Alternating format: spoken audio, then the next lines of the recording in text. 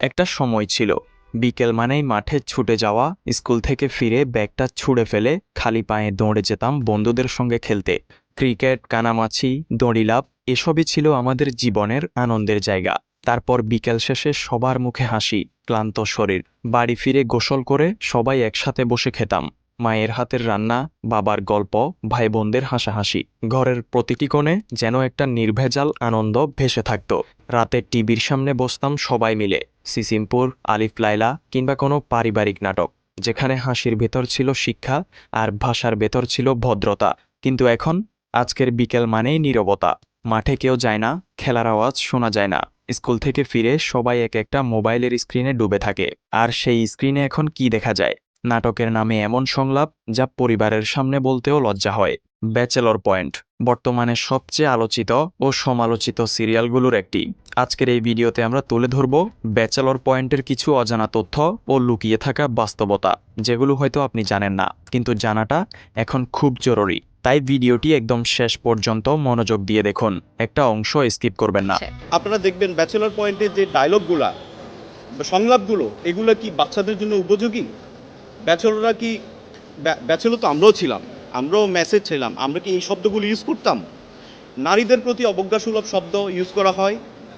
আর এই কন্টেন্টগুলোতে স্পষ্টভাবে এক ধরনের পরিবর্তন দেখা যাচ্ছে। ভদ্রতা ও শালীনতা হারিয়ে যাচ্ছে, তার জায়গায় ঢুকছে ডাবল মিনিং, অশ্লীল ভাষা আর অসম্মানজনক আচরণ। এসব দেখেই আজকের কিশোর তরুণেরা শিখছে, গালি দিয়ে মজার দৃশ্য তৈরি হয়, অশ্লীল সংলাপ মানেই কমেডি, আর সবাই এমন করে, আমিও পারি। এই প্রবণতার সবচেয়ে আলোচিত উদাহরণ হলো ব্যাচেলর পয়েন্ট। নাটকটি শুরুতে সত্যি একটা ভিন্নধর্মী আবহ তৈরি করেছিল। ব্যাচেলরদের জীবন, বন্ধুত্ব, ছোটখাটো হাসির মুহূর্ত, সবকিছু মিলিয়ে তৈরি হয়েছিল এক ধরনের বাস্তবধর্মী কমেডি। কিন্তু ধীরে ধীরে নাটকের ভাষা ও বিষয়বস্তু পরিবর্তিত হয়েছে। সাম্প্রতিক পর্বগুলোতে এমন সংলাপ শোনা যাচ্ছে যেগুলোতে স্পষ্ট যৌন ইঙ্গিত, গালিগালাজ এবং অতিরিক্ত রসিকতা, যা অনেক ক্ষেত্রেই শালীনতার সীমা ছাড়িয়ে যাচ্ছে। এসব সংলাপ বড়রাও পরিবারের সামনে বলতে দ্বিধাবোধ করছে। আজকের বিনোদনের ভেতরে ঢুকে গেছে এমন কিছু বিষয় যেগুলো মজা নয়, বরং ধীরে ধীরে তরুণদের মানসিক বিকার তৈরি করছে। এখন অনেকেই হাসির ছলে অপমান করাকে স্মার্টনেস মনে করে, ভদ্রভাবে কথা বলাকে ভাবছে দুর্বলতা। এই পরিবর্তন শুরু হয় ছোটবেলা থেকেই, যখন একটা শিশু বারবার দেখে যে নাটকে একজন আরেকজনকে কিভাবে ব্যঙ্গ করছে, অশ্লীল কথা বলছে, গালি দিচ্ছে, তখন সে ভাবে এটা তো নর্মাল, নাটকে তো এসব অহরহ দেখা যাচ্ছে। আর এভাবেই তৈরি হয় পরবর্তী প্রজন্মের জন্য একটি বিকৃত সামাজিক মানসিকতা, যেখানে শ্রদ্ধা নেই, দায়িত্ববোধ নেই, আর ভাষার সৌন্দর্য তো একেবারেই হারিয়ে গেছে। এই বিষয়গুলো এখন আর কেবল দর্শকদের মন্তব্যে সীমাবদ্ধ নেই। জাতীয় গণমাধ্যম, শিক্ষাবিদ, এমনকি আইনজীবীরাও ব্যাচেলর পয়েন্টের বিরুদ্ধে কথা বলছেন। নাটকের নির্মাতাদের বিরুদ্ধে আইনি নোটিশ পাঠানো হয়েছে। সাংবাদিক সম্মেলনে প্রশ্ন উঠেছে, এই ধরনের কন্টেন্ট কি আমাদের ভবিষ্যৎ প্রজন্মের জন্য উপযোগী?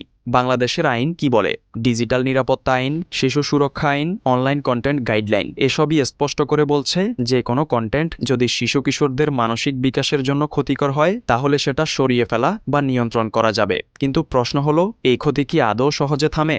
নাটকের নির্মাতারা বলেন, আমরা কেবল সমাজের আয়না ধরে রেখেছি। আজকের তরুণদের জীবন, ভাষা, ব্যর্থতা, আত্মবিশ্বাস, সম্পর্ক এসবই তারা তুলে ধরেছেন। তাদের মতে নাটক শুধু হাসির জন্য নয়, বরং বাস্তব জীবনের নানা টান পোড়েনও সেখানে দেখানো হয়েছে। তাই বিষয়টা সাদা কালো নয়, এখানে একদিকে ভাষা ও আচরণের অবক্ষয় আর অন্যদিকে নির্মাতাদের যুক্তি।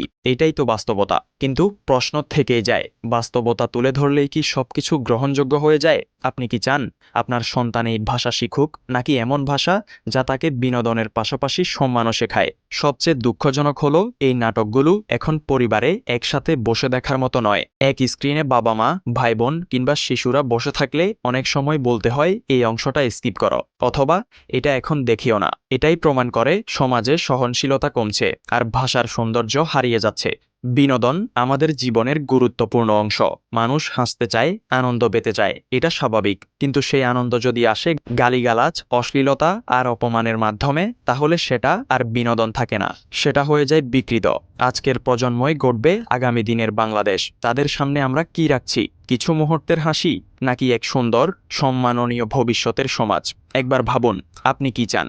ভালো লাগলে লাইক দিন, ভিডিওটা বন্ধুদের সঙ্গে শেয়ার করুন, আর হ্যাঁ, চ্যানেল সাবস্ক্রাইব করতে ভুলবেন না। আমরা আবার দেখা করব পরের কোনো ভিডিওতে, নতুন আলোচনায়, নতুন ভাবনায়। ধন্যবাদ।